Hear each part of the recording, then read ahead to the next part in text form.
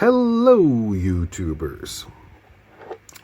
It is time now for a reply video to an interesting tag video that was presented by James Griffiths some time ago, and I found out about it I think yesterday when I saw my friend Jörgen S and his reply or his response video, and I thought, well, this was a really interesting tag, so why not spend some time on trying to make an answer video. So here we go. The whole idea of this tag video is to show your first that is the theme. Show your first you got by your favorite band or artist, and it is actually the first record I bought with my own money. Well, I was given the money, so it wasn't my own. I was given it, and it was back in 1983. And those of you who have followed my channel through the years, you're already aware of this. It is the Swedish dance band Ingmar Nordström's Sax Party 8 from 1981 that I bought in 1983, and I must have been 8 years old then. First debut album ever owned, and I have to say many of the answers to these questions are very difficult because you really have to think back and try to remember when did I get what and what did I get and how did I get it. But number two is, I think this is the first debut album I bought. It is the northern Swedish group Euskefeurat and their debut album Äggebortekatta from 1982. They were a local band from northern Sweden with folk punk pop comedy in the local dialect spoken there in Piteå. And this is, as I said, their first album, and I thought I bought this back in 1986. First live album I bought. Well, I think that's fairly easy to answer to, because it's an album with one of my favorite artists back then and still today, the Swedish legend Povel Ramel. And the first album I bought was a live album, and it's called Vid Pianot. Looks like this. The album is from 1971, and I think I bought this in 1985. Right. First, number 4. First greatest hits album. This is a bit tricky because I don't remember whether I bought it, whether my mother bought it, or whether my mother bought it after me pointing it out.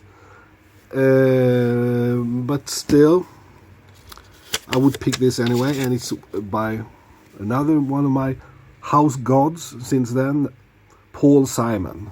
And it's this compilation album on CBS, Greatest Hits, etc., from 1977. This was when I think he had left CBS to continue recording for Warner Brothers at that time, or at least it was at the end of the contract. First double album. This I am sure that I bought, and I know and I remember when I bought it. I don't remember why I bought it. Perhaps I bought it as a gift to my mother because she had shown interest in this, and also it was a record that was highly spoken about back then, and it's a first double album, and it's the musical Chess by Benny Andersson and Björn Ulvaeus from ABBA, and also Tim Rice, and this is the same copy that was bought back in 1984 when this was issued. And I remember it was the first time I bought an album that cost over 100 Swedish crowns. Like, I haven't listened to it for many years, but I really should listen to it this summer, because every time I listen to it I notice that I'm very fond of it.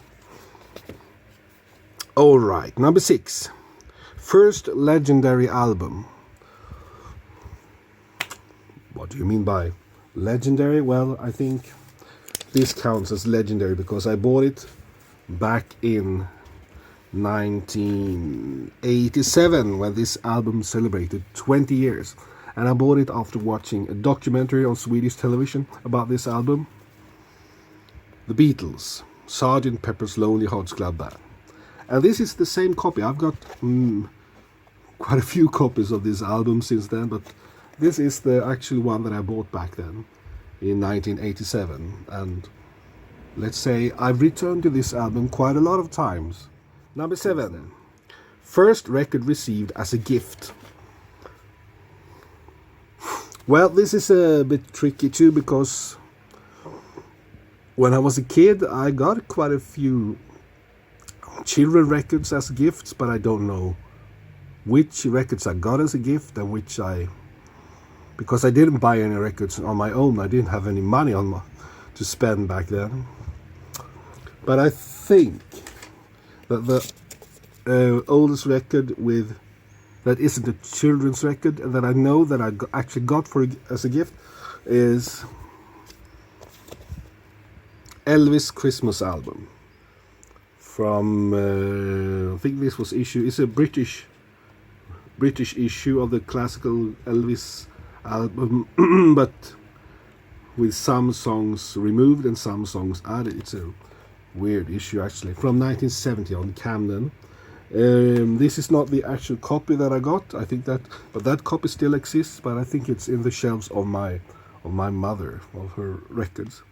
And I got this as a Christmas present, I think, back in, this is long ago, 1980, 81 perhaps, around 40 years ago. My goodness me. Goodness gracious me. Number 8. First record ever got which was disappointing. This is very difficult, and I've been struggling quite a lot here, and I may have to cheat a bit, because of course I bought many records that I haven't really liked and then more or less got rid of them. And the thing is that I've got rid of them from my mind as well, so I don't really remember. But let's rephrase it a bit. A record that initially was disappointing, and I'm talking about a record that I didn't buy, but that my mother bought. And I'm showing you this because I've showed you this record quite a lot of times in this channel through the years, because it's a very rare item. I didn't know back then how rare it was until I went online, and very few have heard about it, and more people should hear about it because it's really good. It's called Hits from the Johnny Cash Register by the New Decimal System, and my mother bought this sometime in the 1970s. It's one of the records that followed me when I left home. I've been trying to find another copy of it since then, but I haven't seen it. I've never seen a copy of this record anywhere. Not even, I mean, when I've tried to search it online, I've had very little luck. It's very, very, very rare. And it's a budget record on the Fontana label from 1970 by some sort of group, probably some sort of group of different studio musicians calling themselves the New Decimal System. I know that the arrangements are by a guy called Peter Oakman, and I think he was active playing with Lonnie Donegan. I'm not sure if it is the same guy even. For many years I thought that this was an American issue, well, with American recordings, but the more I looked into it, I've understood that this is probably British musicians playing on this. And what is it? Well, why was it this disappointment? Well, when my mother bought it, she first thought it was an album with Johnny Cash, and it isn't. But it is a record filled with 10 songs of Johnny Cash. in a instrumental country funk style.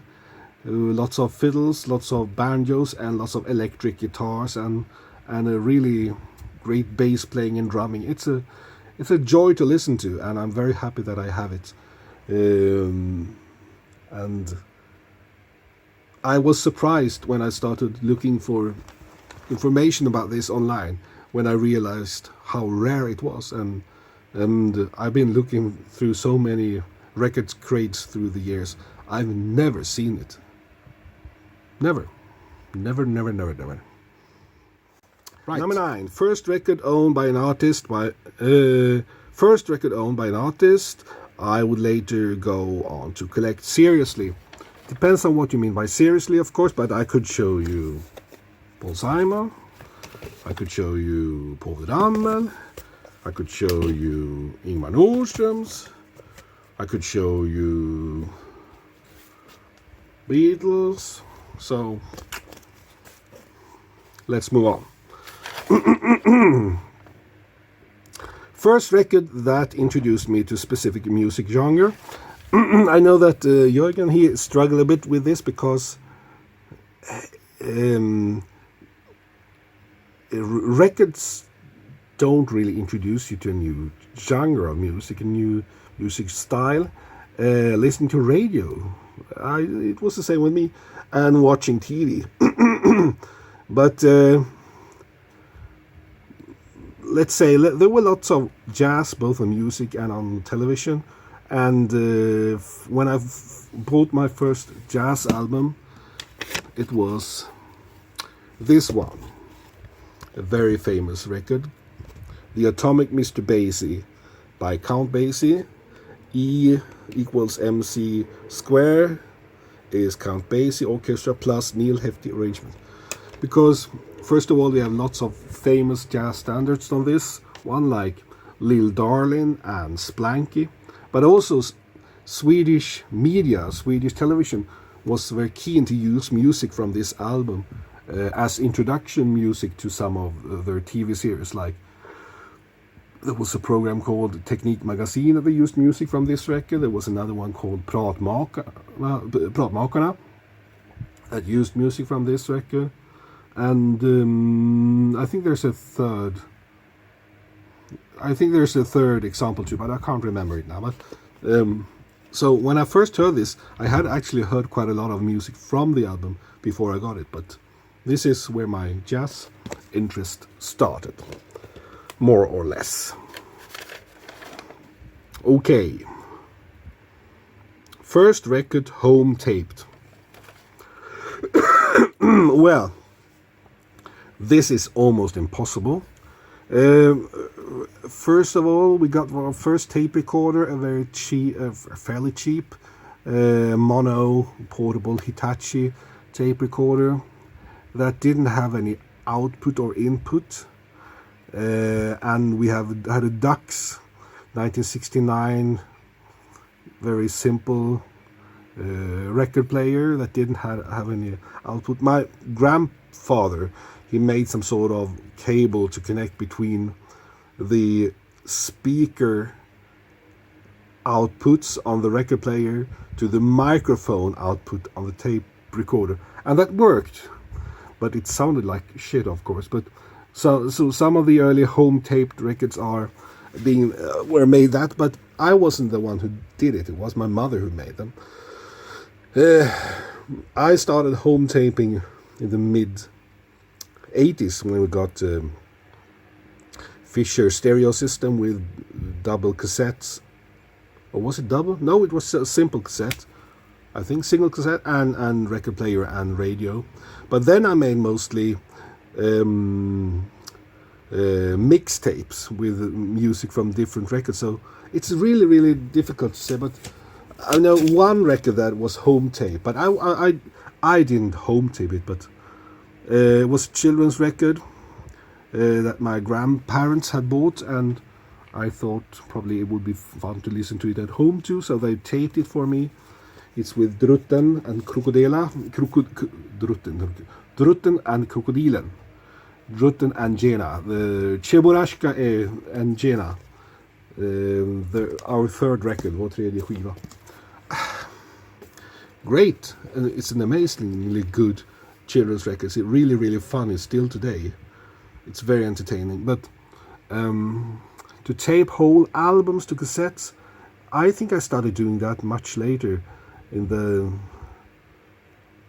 early 90s, but I can't really remember, and I don't have any of them left today, as far as I know. So, let's move on. Oh God, I've been talking for 18 minutes. Let's... number 12. First record ever bought on somebody else's recommendation. Also, very difficult to remember because it is difficult to remember. But I know that one record that I actually bought after first borrowing a copy from my best friend for many years. He's called Royer. He passed away back in 2011. But he was very fond of a Swedish pop group called Tom's Tivoli. And I probably wouldn't have heard about them if it hadn't been for him. Well, they were on TV now and then, so on radio. And this is their album Jag tror de ljuger, which is their second album, I think. They have the great singer, the great late singer Johan Rothstein, and they played a very friendly, melancholic, and very melodic pop that we both agreed was very nice to listen to. And this is from 1990, and I'm quite sure I bought my copy in 1991 or something like that. Tom's Tivoli, in memory of my good old friend. Rest in peace.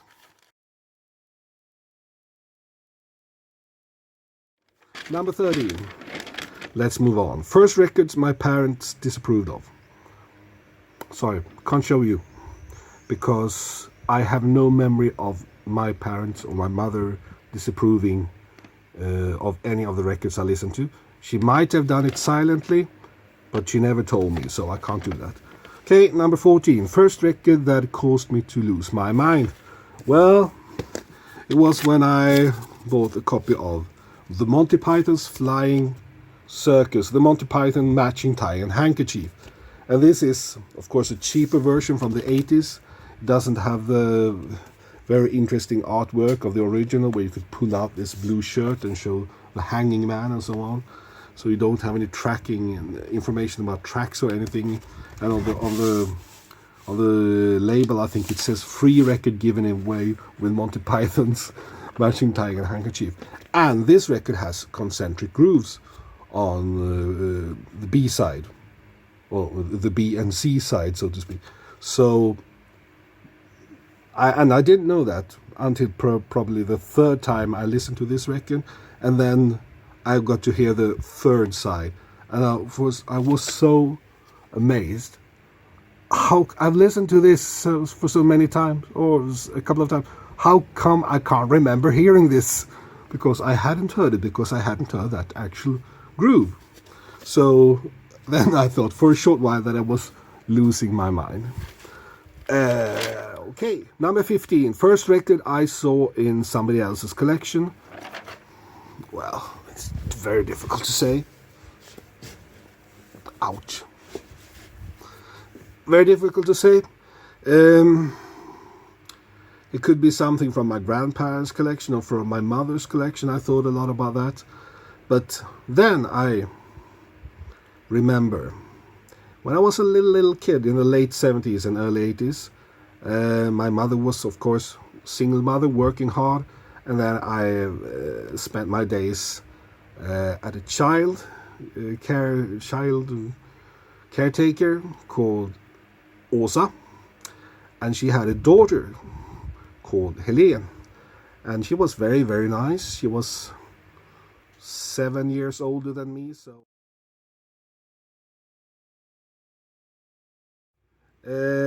I remember that I saw some of her records, and she was a hip girl. She listened to the latest stuff. She listened to the disco music of the late 70s. And one of the records that I remember that she had was...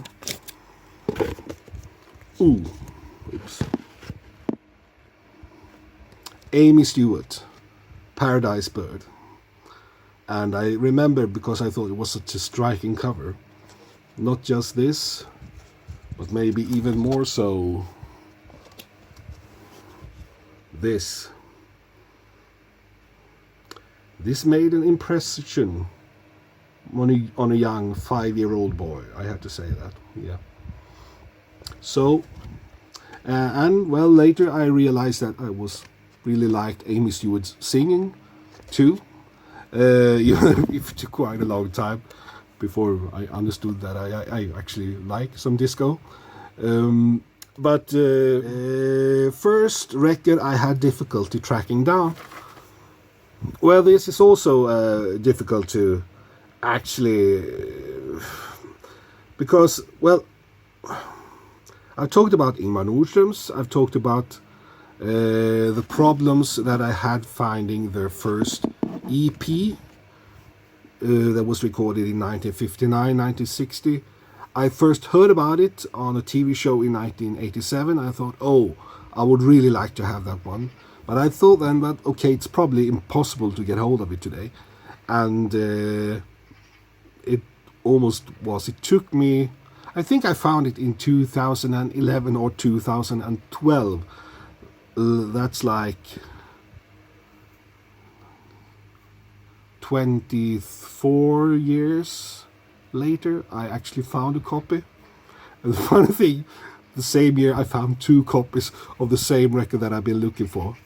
So, but also another record or a boxed set with Ingmar Nordström's that I saw an ad about in an old paper or some sort of leaflet.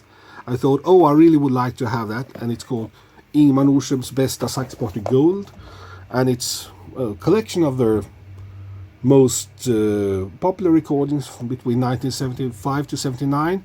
This was issued in 1979, and by the time I heard about it, of course it had sold out everywhere because it was limited edition, and this was probably 4 or 5 years after this was available. I heard about it, but I wished for it. I made, you made Christmas gift wish lists, and I wanted this box set for a couple of years before I gave up and realized I'm not going to get it because it's not available.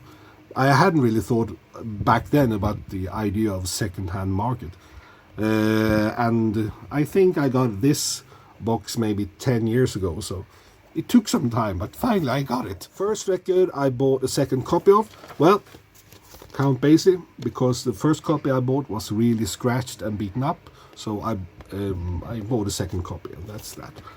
Also, many records that I had on vinyl I've since then bought on CD, and the opposite, many records that I in the 90s bought on CD I bought on vinyl since then, so, but that doesn't really count, does it? First, number 18, first blind buy. I didn't have that much money back then, so I didn't do that many blind purchases. I usually knew what I was buying, more or less. But I had a favorite album back then, Paul Simon's Graceland, talked about that many times. And there's a song on that album called That Was Your Mother. And in the lyrics, Paul Simon mentions Clifton Chenier, and that name was stuck in my mind for a couple of years before I found an album with him, and I think it's his last recorded album, I'm Here, from 1982. This is a later vinyl issue. I actually bought it on CD.